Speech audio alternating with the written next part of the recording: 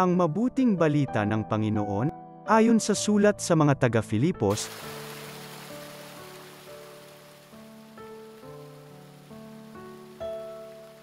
mga kapatid, huwag kayong mag-alisa tungkol sa anumang bagay. Sa halip ay hingin ninyo sa Diyos ang lahat ng inyong kailangan sa pamamagitan ng panalangin may pasasalamat. At ang di malirip na kapayapaan ng Diyos ang mag-iingat sa inyong puso at pag-iisip sa pamamagitan ni Kristo Jesus.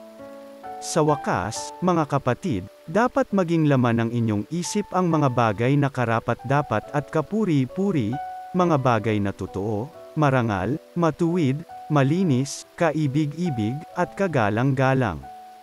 Isagawa ninyo ang lahat ng inyong natutuhan, tinanggap, narinig, at nakita sa akin. Kung magkagayon, sa inyo ang Diyos na nagbibigay ng kapayapaan. Ang mabuting balita ng Panginoon.